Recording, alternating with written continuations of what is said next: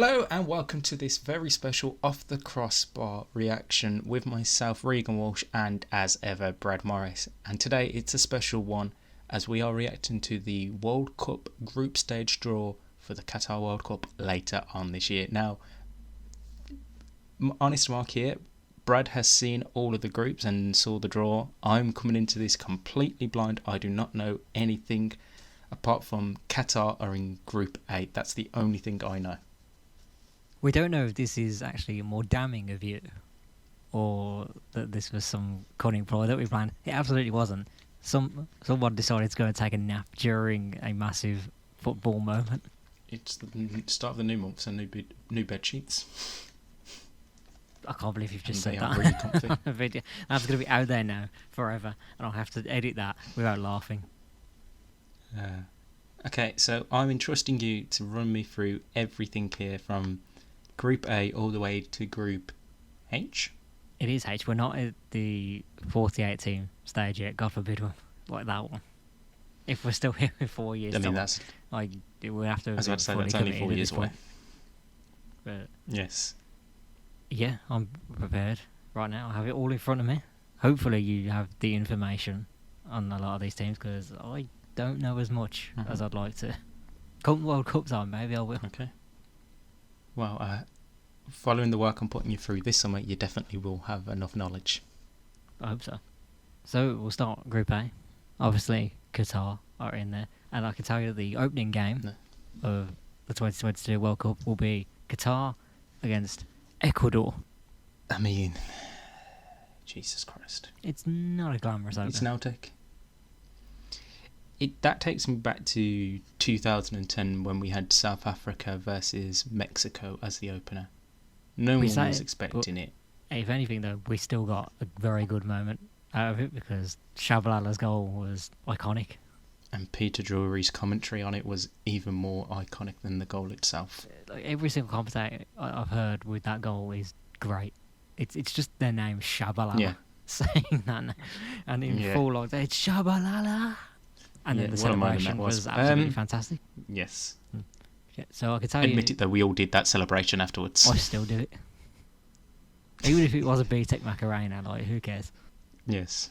But the other two teams now for this group, so Qatar, Ecuador, they also will be joined by the African Cup of Nations winners, Senegal, and what are your favourites? The Netherlands.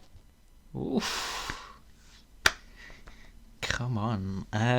Okay. I would say the latter two teams are the favourites to go through. Netherlands and Senegal would be my extremely early two sides to go through. It's going to be interesting to see what side Louis van Gaal picks. We all know the formation. There was a big argument about it the other day between Virgil van Dijk and Louis van Gaal himself. I mentioned on my own personal Twitter how I side with Van Dijk because literally every Dutch club plays the 4-4-3 way of football because it's the Johan Cruyff way of football. Can we actually say that we could be blessed with an amazing World Cup story of the captain falling out with his manager? Could it wouldn't get surprise a me. Netherlands version of what happened with France in 2010? Oh God, please no. I don't want my Dutch Lions to go through this. It'd I mean, be content-wise, amazing, yes.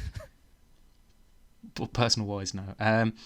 Yeah, so on a whole, you would say probably that group in reverse order and maybe Senegal and Ecuador fighting it out for that final place in terms of going through with the Netherlands.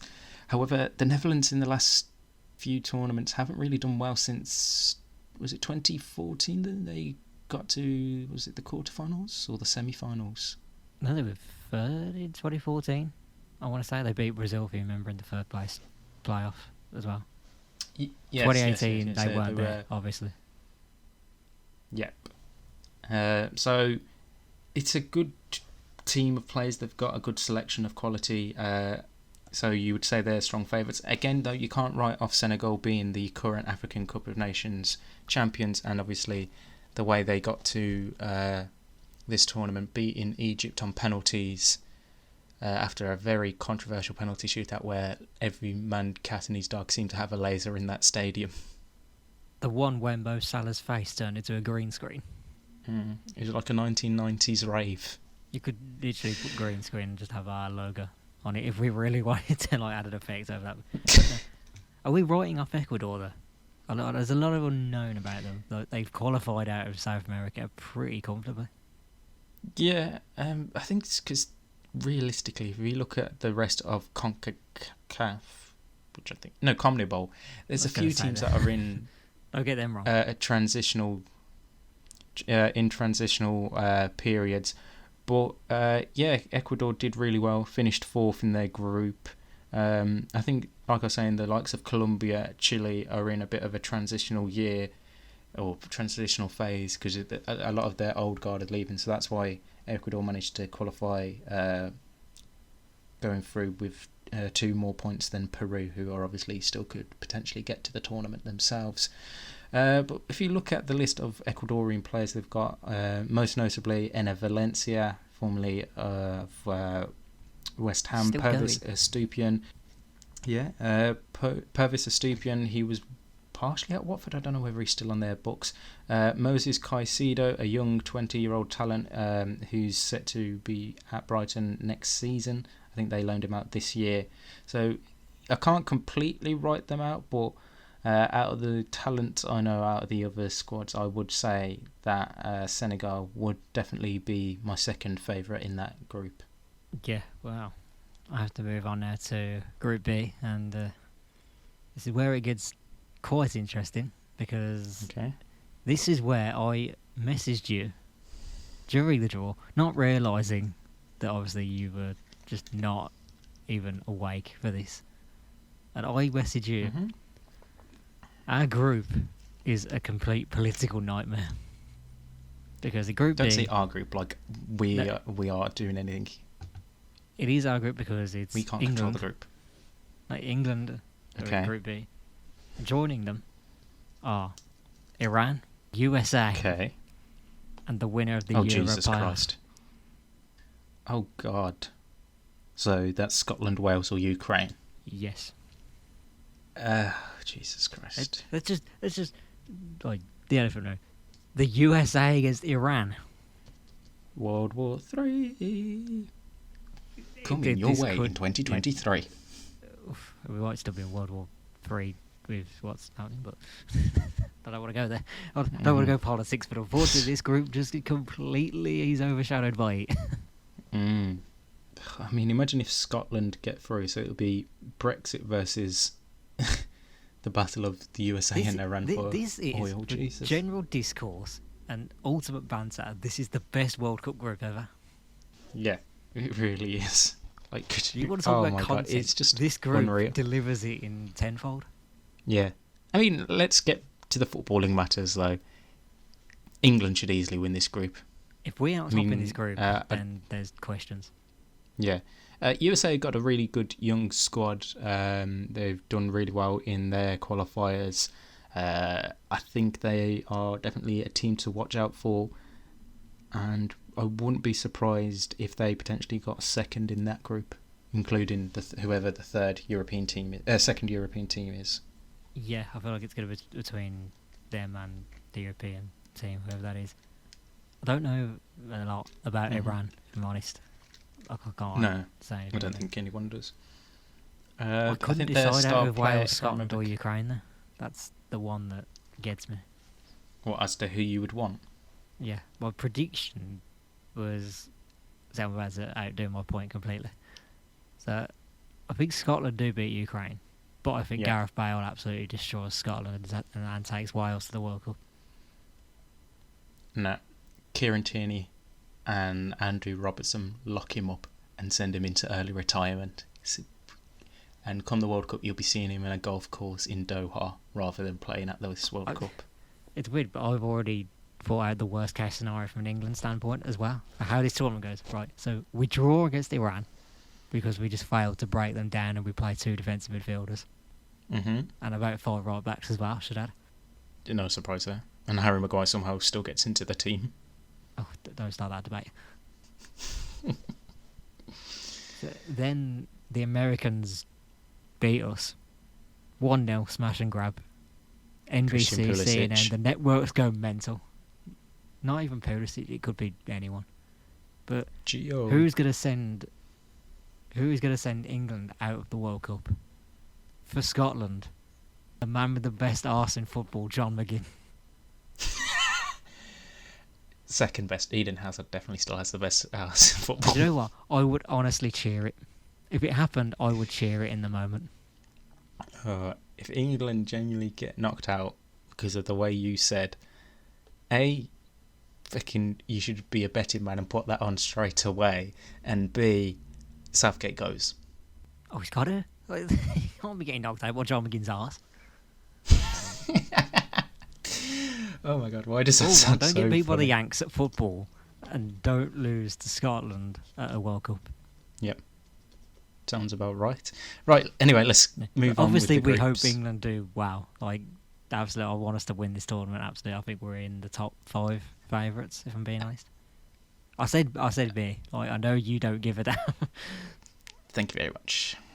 England can finish bottom of their group and lose all 3 games. God, it's so horrible. Moving on now. Group C. So we have Argentina. Okay. And joining them in their group is Saudi Arabia, Mexico, and Poland. Right. I don't know what to make of that group. Well, I can make out one thing. It's going to be Matty Cash versus Emi Buendia and the greatest goalkeeper on earth. So that's a nice one for me, from the Villa standpoint. But also, if you go for the overall football standpoint, it's Messi against Lewandowski. Yep. I don't know what else to say about that group. You don't know what to say. It's quite an open one when you look at it. Like Mexico, they're not a bad team. But yeah. I think this is probably one of the weaker sides they've had for a little while. Going from it on, like, just for what we see. Maybe I'm wrong on that. Mm-hmm. Poland are very good. Yeah. And I believe I've said it, but I swear I think I have said I have Argentina as my favourites for the whole tournament. Interesting. God, I'll come with favourites at the end of this recording. For me, one thing I do want to see, hopefully he goes, I know he'll be young, is Alejandro Garnacho of Man United. Young, absolutely really, really good player, and hopefully he goes for Argentina. Saudi Arabia, no one knows anything about Saudi Arabia. Let's be honest, we don't get broadcast their games over here in Western Europe. Mexico did all right in the CONCACAF, finished second, level on points with Canada, but it was just goal difference that separated the two sides in the end. So they're a bit of an unknown entity, let's say, going into this one for us, because obviously we know what they've done in previous World Cups. Can they do it again with Raul Jimenez being the main striker is yet to be seen. And then obviously Poland, we all know what Robert Lewandowski does, and potentially this is his and Messi's last World Cup. Yeah, I do think this could be Messi's last World Cup, which is why I have them as the favourites. And you saw how they were at the Copa America. Like, they are a very good team. I'll go for the climate as well, even though there's this thing about the stadiums will be ventilated and they're freezing cold when you're actually in there. Yeah, they do have proper ventilation. I still rate them. Very highly. They've got the best goalie. Yeah. Yes. Right, let's head over to Group D now. Group D. So we have the holders, France, and in their group is the winner of one of the intercontinental playoffs. So that will be either the UAE, Australia, or Peru. Okay. And then there is Denmark and Tunisia. Right. France should easily win that group.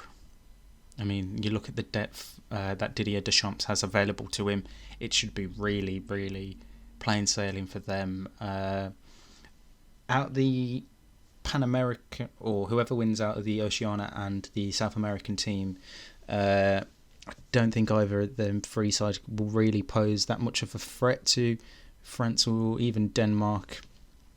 I think whoever wins that is going to finish last. Denmark, obviously, we hope to see Christian Eriksen there. Obviously, most recently, he came back, played in that stadium in Copenhagen, where he had his collapse. So hopefully he can play in this World Cup and everything goes well for him. Again, I'm expecting them to have a decent tournament. I don't think they'll go as far as they did in the Euros last summer, but I still expecting them to put a good name for themselves. And Tunisia, a very unknown African nation in terms of we don't know what kind of quality they will have on display, but I don't expect them to be the worst team in that group. I'm still sticking it with the other set of teams, Australia, UAE or Peru, in that sense. Yeah, I don't know if it is going to be as straightforward for France as you think. Denmark, as we've seen, completely had a great run in qualifying, and there's a lot of momentum behind them, and I think it'll be quite interesting. Yep. Group E now. We're coming towards the end. I think we're at the midway point. Well, and this is where I come to with what I think is probably the closest we've got to a group of death. Really. Okay. Just that's my personal view. I know a few people have been saying different, but we have Spain. Mm-hmm. The winner out of the other intercontinental playoff between Costa Rica and New Zealand. Right. And then we have Germany and Japan. Wow. Okay, yeah. I don't know the rest of the groups, but that is definitely the group of death so far. Jesus Christ. Wow.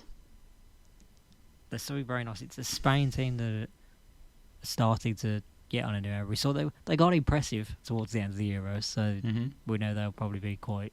we hope they're entertaining. Yeah. Can we get knockout stage Spain instead of group stage Spain this time? Who knows with them lot. And obviously Germany are on a different era as well now. Yeah. Hansi Flick now in charge. That'll be very interesting to see him now at the major tournament.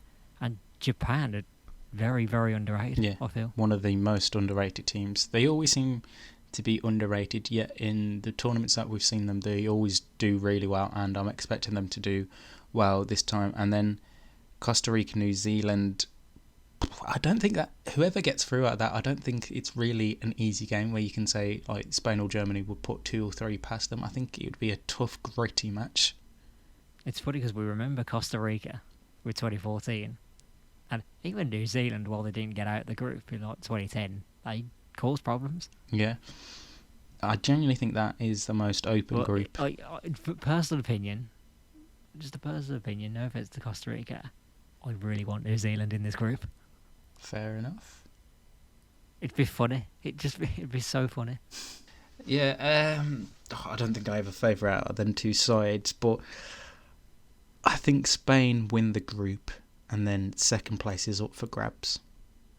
Yeah, and I could probably say the same story for the next one as well, but it's still a little bit interesting. So Group F is Belgium, Canada, Morocco and Croatia. Ooh, that's a tasty group. Obviously, Belgium, number 2 in world rankings now.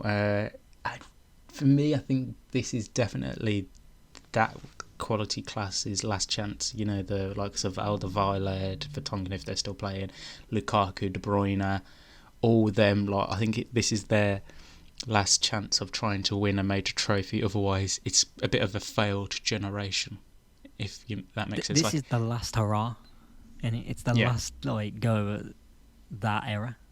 They've got nothing else. We haven't seen like a new era of Belgian players that are going to be the exact same. Yeah, it doesn't come across like that. You look at Canada, one of the best teams in qualifying throughout the whole qualifying phase. Is not just CONCACAF themselves, and I'm really, really excited to see this Canada team play. And for me, they are going to be a team that shocks a few. I really think they're going to shock a few teams and go quite far. I can't wait to finally watch the play. And I hope Alphonso Davies is back. But seeing his Twitch reactions, this man deserves to be there playing. Yes. Has he played yet back again for Bayern? Or was he on the brink? I can't remember if he's been playing for Bayern, but he's not been playing for Canada. Yeah, he's not playing for Canada. Yeah. And then the other 2 teams, Morocco and Croatia. The last hurrah for Luka Modric, you would say? We thought the Euros was his last hurrah. To be honest, this man is 69 years old and he's still going. And is still one of the best midfielders to ever play the game. Like, he is phenomenal. And the fact that people were berating him winning the Ballon d'Or a few years ago, it just baffles me. Wow. You're opening up a different portal there. Come back for But yeah, Group F, really tasty. I don't know. I don't think it's a group of death in terms of like top teams, but I think it's a group of death in terms of I genuinely don't know who wins this, and it's the most wide open group. So you remember, was it Group G in the Euros just gone, and there was like, I think it was Denmark, maybe Sweden, and one or two other teams. There's like a really wide open group at the Euros last summer, and I've got a feeling this will be the exact same type of feeling. I think I know what you mean. Like that group of the Euros left a chance for someone to step up and be like, okay, we're going to take this top spot and go on a pretty good run in this tournament. Yeah, it's one of them where, like you said, it could be anyone goes through, but at the same time, anyone could potentially miss it. And it was just one of them where you're like, okay, I have no idea how this is going to finish. Right, let's crack on with the last two groups. I could almost say the same story with Group G, but I think this one is a pretty easy first place if they turn up for what we can now say the number one ranked team in the world, and that is Brazil. Yeah. I mean, the talent that they have in that team is still scary. Like, obviously we know the stuff with their keepers, two top keepers here in the Premier League. Then you look at their forward line, they've got Anthony of Ajax, Richarlison, Neymar. Like, their squad is just filled with talent. Hang on a minute. You've fully just said Richarlison, not Vinicius Jr. Yeah, I hadn't got to Vinicius yet. Don't worry. Man said Richarlison. He's in the same category. Yeah, but that Brazil squad is incredible. It is incredible, but are there concerns about their defence, do you think? That's the reason I rate Argentina just that little bit more. I don't know whether there is much in the sense from TJ. I just heard sirens in the background there. They're coming for you for that absolute disgraceful Richarlison comment. No. But yeah, for me, I think this Brazil team... Absolute fraudulence, that's what that was. It could potentially maybe later on in the tournament be a worry for them defensively, but I don't think in the group it is that much of a worry for them just yet. I mean, Dani Alves at 38 is still doing his job. Marquinhos is still one of the best centre-halves. They're going to do damage in this group. I haven't even told you who else is in the group yet. Yeah, but it's Brazil, and what they've done in qualifying gives me enough confidence that they can do damage. I mean, I can't remember who we've got left, but they didn't lose a game in qualifying. Many teams didn't, but there's still, it's the World Cup. Anything can happen, and who knows? The likes of Serbia, Switzerland, or Cameroon could cause a problem. I mean, Serbia, Switzerland, as we have the Euros. Let's think they are probably the closest you'd think to cause a bit of a problem. See, I'm going to put Serbia up there just because of the amount of times I've seen Dusan Vlahovic like this past season. That is something, yeah. That's something to think about as well, yeah. And you got Mitrovic as well. Vlahovic and Mitrovic. Thiago Silva will retire once he's seen Vlahovic go up against him. Jesus. Oh. But please nobody cook this up if Thiago Silva absolutely pockets him. and Brazil go on to win the World Cup. But no, for me, I'm leaning more towards Serbia in that sense rather than Switzerland being closer to Brazil. Cameroon again, a team that could surprise a few, but I think looking at this straight away, you'd say Brazil first, and then again, I think it's going to be interesting when you see the other three sides face off against each other as to who would get that second spot, and it might be one that comes down to like a point or even goal difference. So the last group, we've made it to the end, and looking more and more, this may actually be the group of death if all the stories come together. You've just seen the. You've just seen it. You know what you know where I'm going with this, don't you? Yep. Okay, so Group H is Portugal, Ghana, Uruguay, and South Korea. Oh my God. I mean, we've mentioned it a lot in this talk already, but the 2010 World Cup, it really lights its fire with Ghana versus Uruguay. I beg Suarez still gets in this Uruguay team. Please tell me he does. Because this is the absolute right time for revenge. But do they get it? Or does Suarez do another act of genius? The whole world will be just supporting Ghana to get their revenge. Not the whole world. I mean, your shit actually probably cheered Suarez. If you did something like it this time around, then I probably You are that person there. You were like, oh, for you was genius. He's a football genius, that kid. Give that man the Ballon d'Or. Oh, again, it's another tasty group because we don't know what Portugal side are going to turn up. Is it going to be the team of the 2016 Euros where they scrape through every game and then somehow win the Euros? Or is it a Portugal side that no one really knows are they going to show up? Are we getting 2016 Portugal or 2021 Portugal? I have no idea. I think we're getting 2021 Portugal. I don't rate them in this tournament. Cristiano Ronaldo isn't gonna. Oh God. Oh, I don't know what. Fantastic meme that. But no, Cristiano Ronaldo. It will probably be in his last tournament for Portugal. Same as Messi. The same as many other top players in this tournament. This has potential to be very open. This could be the open group. We already talked about South Korea. You know what Son's like? This man will carry them. Yeah, he could be a man on a mission. Have we forgotten what South Korea did in 2018? I mean, I kind of have, because 2018 was, 4 years ago now? I can't remember. They did get out of the group, right? They beat Germany. We know that. It was that amazing moment. Not for so much for Germany, but... Exactly, I was about to say, you can't call it amazing moment when Germany lost the game. What's the rest of us? Well, yes. South Korea, no, they didn't get out of the group. Them beating Germany was there just for bouncing. Yes. But yeah, I think this group, again, like you said, could be very, very open and no idea how it's going to go.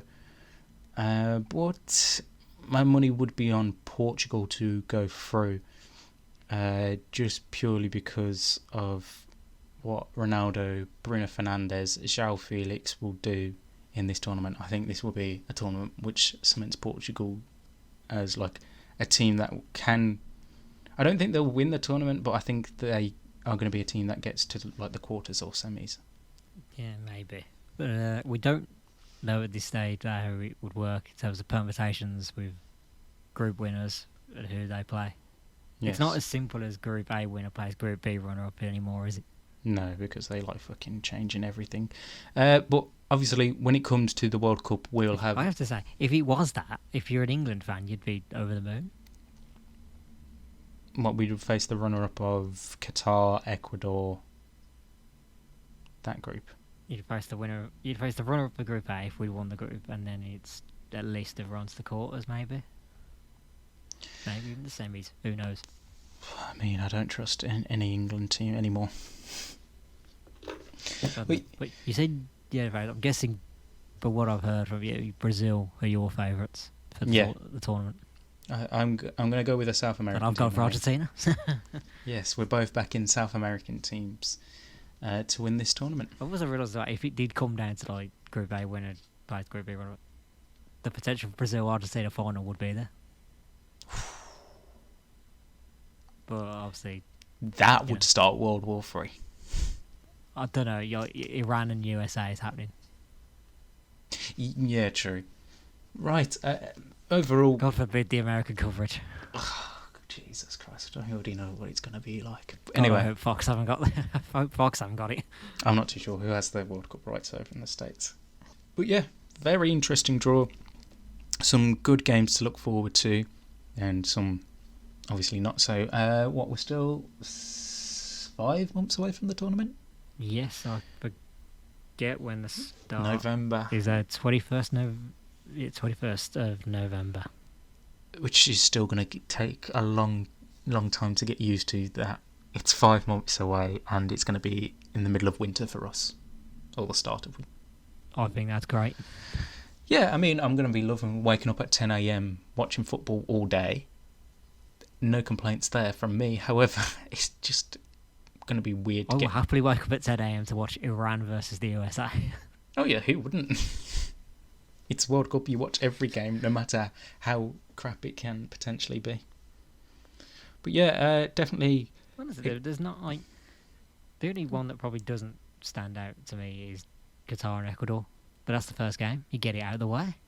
And that's why I'm praying for we have something similar to what we had back in 2010. Although Rob Green will be hoping that doesn't happen for England. Oh, trust me, I've already heard all that stuff already in like the last hour. Yeah. But yeah. Guess who's going to be a pundit? Right, we will have a weekend roundup at the start of next week, looking at all the weekend stuff, back to our usual scheduling, and more World Cup stuff will obviously come out later on in the year as we get closer to the tournament itself, reaction to the England squad and the games as it progresses. Until then, make sure you like, follow and subscribe wherever you are listening to us from, and follow us on Twitter at OffTCPod for all the latest news and stories from around the world of football. And until next time, it's goodbye from Brad. See it. And it's goodbye from me. We'll see you soon.